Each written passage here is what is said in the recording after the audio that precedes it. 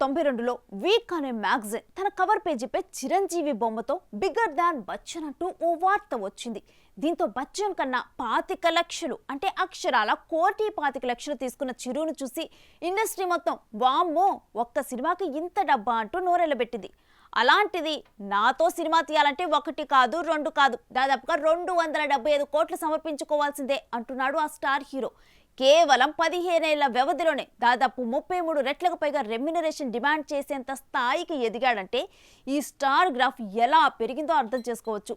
ఇక ఈ సినిమా తర్వాత మరో సినిమా చేస్తాడో లేదో అంటూ పుకార్లు రావడంతో అంత మొత్తం ఇచ్చుకోవడానికి సిద్ధమైపోయారట మూవీ మేకర్స్. మరి 100 కోట్ల రెమ్యునరేషన్ కావాల్సిందే అంటున్న ఆ స్టార్ హీరో ఎవరు, ఏ సినిమా కోసం అంత మొత్తం వసూలు చేస్తున్నాడో తెలుసుకోవాలంటే హ్యావ్ ఎ లుక్.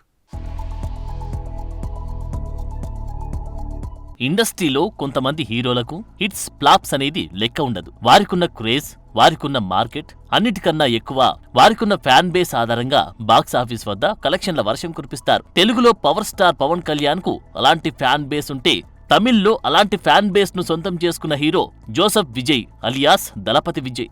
తండ్రి సినిమా దర్శకుడవడంతో ఈజీగానే సినిమాలోకి వచ్చిన విజయ్ వెట్రి అనే సినిమాతో చైల్డ్ ఆర్టిస్ట్ గా కెరియర్ మొదలుపెట్టి మొదటి సినిమాతోని తనదైన ముద్ర వేసుకున్నాడని చెప్పాలి.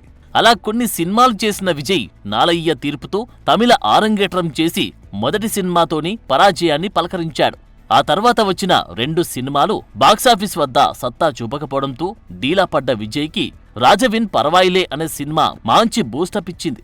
20 లక్షల బడ్జెట్తో తెరకెక్కిన ఈ చిత్రం దాదాపు 1 కోటికి పైగా వసూలు చేయడంతో ఎవరి కుర్రాడంటూ కోలీవుడ్ కళ్ళు తిప్పడం మొదలుపెట్టింది.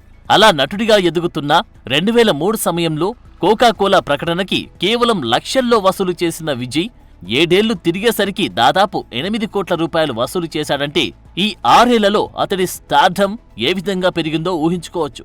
బద్రి, గిల్లీ, పొకిరి అంటూ అలా సినిమా మీద సినిమా చేస్తూ హిట్ మీద హిట్ కొడుతూ కమల్, రజనీల మధ్య ఒక సూపర్ స్టార్ డమ్ సంపాదించుకోవడం మామూలు విషయం కాదు. ముఖ్యంగా వెండితెరపై ఈ స్టార్ వేసే స్టెప్పులకి సపరేట్ ఫ్యాన్ బేస్ ఉందంటే డాన్స్లతో ఎంతగా ఎంటర్టైన్ చేస్తాడో అర్థమవుతుంది. ఒకవైపు కమల్, రజనీ వంటి సీనియర్స్, మరోవైపు అజిత్, సూర్య వంటి కో-స్టార్స్, వెనకాలే ధనుష్, శింబు వంటి టాలెంట్స్. ఇంత పోటీలో కూడా తమిళ వెండితెరపై తనదైన ముద్ర వేశాడంటే చేసిన సినిమాలు, చెప్పిన డైలాగులు, వేసిన స్టెప్పులు తమిళ తంబీలని ఎంతగా ఎంటర్టైన్ చేశాయో తెలుస్తోంది. ఇక జిల్లా, కత్తి, తేరి, మెర్సల్, సర్కార్ వంటి సినిమాలతో మాస్ ఆడియన్స్ కి దగ్గరైన విజయ్ మెల్లిగా రజనీ, షారుఖ్ వంటి హీరోలకి పోటీనివ్వడం మొదలెట్టాడు. ముఖ్యంగా తాను హీరోగా వచ్చిన మెర్సల్ సినిమా 240 కోట్లు వసూలు చేసి మీకు నేనే పోటీ అంటూ గట్టి వార్నింగే ఇచ్చాడు. అదే టైంలో విడుదలైన కబాలి మంచి వసూళ్లే సాధించిన షారుఖ్ సినిమా బొక్కబోర్ల పడడంతో నెంబర్ లీగ్లో విజయ్ ముందు వరుసల్లోకి వెళ్లడం మొదలైంది. ఆ తర్వాత వచ్చిన సర్కార్, బిగిల్, మాస్టర్, బీస్ట్ సినిమాలతో బాక్సాఫీస్ ని బ్లాస్ట్ చేస్తూ ఇతర హీరోలకి అందనంత దూరం వెళ్లిపోయాడు. అదే సమయంలో రజనీ కూడా తన వరుస సినిమాలతో గట్టి పోటీనిచ్చిన 2021లో వచ్చిన అన్నత్తే సినిమాతో రజనీ గ్రాఫ్ పడిపోవడం, అదే సమయంలో వచ్చిన మాస్టర్ సూపర్ సక్సెస్ కావడంతో నేషనల్ లెవెల్లో విజయ్ పేరు మార్మోగిందని చెప్పాలి.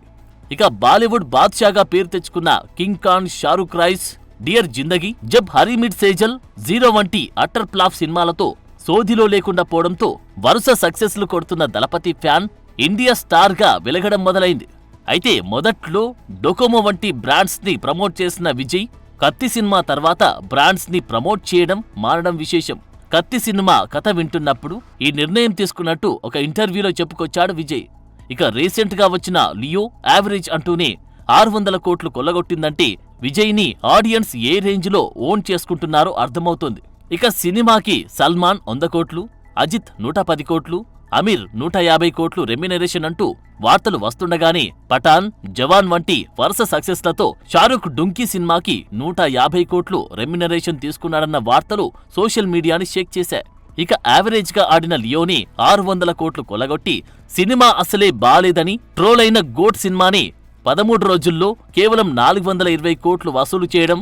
ఇక రాజకీయాల్లోకి ఎంట్రీ ఇవ్వడానికి ముందు దళపతి విజయ్ చివరగా చేసే సినిమా ఇదే అవనుందన్న నేపథ్యంలో విజయ్కి దాదాపు 275 కోట్ల ఫ్యాన్సీ రేట్ సమర్పించుకోవడానికి సిద్ధమయ్యారట మూవీ మేకర్స్. విజయ్ కెరియర్లో 69వ మూవీగా తెరకెక్కుతున్న ఈ సినిమాకి వినోద్ దర్శకత్వం వహిస్తున్నట్లు సమాచారం. అయితే పొలిటికల్ బ్యాక్ డ్రాప్ లో వస్తున్న ఈ సినిమా ఈజీగా 1000 కోట్ల వసూళ్లను కొల్లగొడుతుందని, అందుకే దళపతి విజయ్కి భారీ రెమ్యునరేషన్ ఇచ్చేందుకు నిర్మాణ సంస్థలు పోటీ పడుతున్నట్లు చెబుతున్నారు. దీంతో ఈ సినిమాతో ఇండియన్ సినిమా ఇండస్ట్రీలోనే అత్యధిక రెమ్యునరేషన్ తీసుకోనున్న హీరోగా విజయ్ నిల్వనున్నట్లు చెబుతున్నారు. అయితే సూపర్ స్టార్ డమ్ ఉండగానే సినిమాలకి బ్రేక్ ఇచ్చి రాజకీయ పార్టీని స్థాపించడంతో విజయ్ కూడా పవన్ కళ్యాణ్ ను ఫాలో అవుతున్నాడని వార్తలు వినిపిస్తున్నాయి. తమిళనాడు అండ్ కేరళలో భారీ సంఖ్యలో మాస్ ఫ్యాన్స్ సొంతం చేసుకుని తన స్టైల్తో నేషనల్ వైడ్ మార్కెట్ క్రియేట్ చేసుకున్న ఈ హీరో రాజకీయాల్లో ఎంతవరకు నిలదొక్కుంటాడో వేచి చూద్దాం. For more videos like this, subscribe Big TV channel.